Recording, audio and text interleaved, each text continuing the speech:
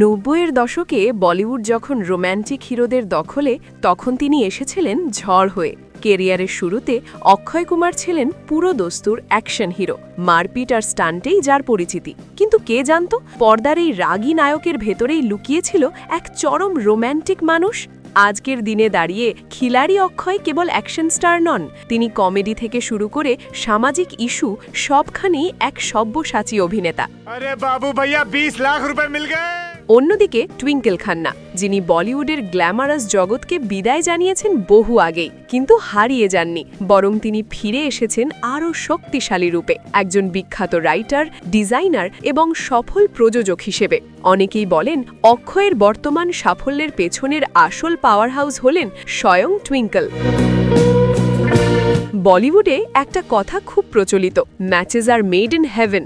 অক্ষয় আর টুইঙ্কেল যেন সেই স্বর্গে বানানো জুটিরই মর্তের সংস্করণ। কিন্তু তাদের এই জার্নিটা মোটেও সহজ ছিল না।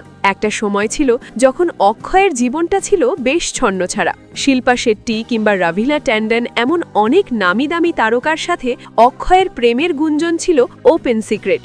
কারোর সাথে সম্পর্ক পূর্ণতা পায়নি। অক্ষয় পরিচিত হয়ে উঠেছিলেন বলিউডের প্লে বয় হিসেবে। তাহলে এই প্লে বয় ইমেজ ভেঙে তিনি কিভাবে বাধা পড়লেন টুইঙ্কেলের মায়ায়?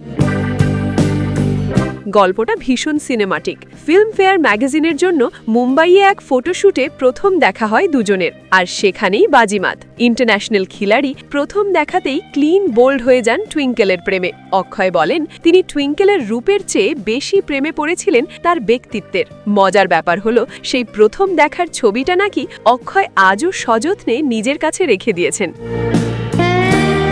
কিন্তু বিয়ে, ওটা ছিল এক অদ্ভুত বাজি। 2000 সাল, টুইঙ্কেল খান্না তখন আমির খানের বিপরীতে মেলা সিনেমায় অভিনয় করছেন। তিনি অক্ষয়কে শর্ত দিলেন যদি মেলা ফ্লপ হয় তবেই তিনি অক্ষয়কে বিয়ে করবেন, আর যদি হিট হয় তবে বিয়ে নয়।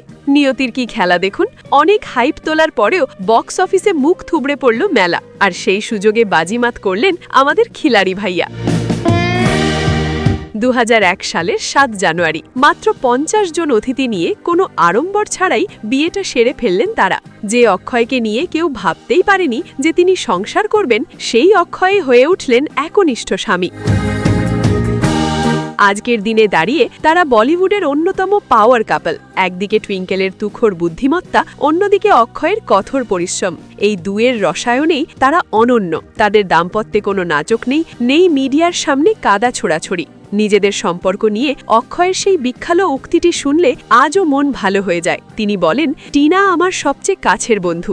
আমি যখন পড়ে যাই ও আমাকে টেনে তোলে, আমি যখন আকাশে উড়ি ও আমাকে মাটিতে নামায়। ও আমার জীবনের বাস্তবতা। সত্যি, সব প্রেম পূর্ণতা পায় না, কিন্তু যারা বন্ধুত্ব আর ভালোবাসার ভারসাম্য রাখতে জানেন, তাদের গল্পটা অক্ষয় টুইঙ্কেলের মতোই সুন্দর হয়।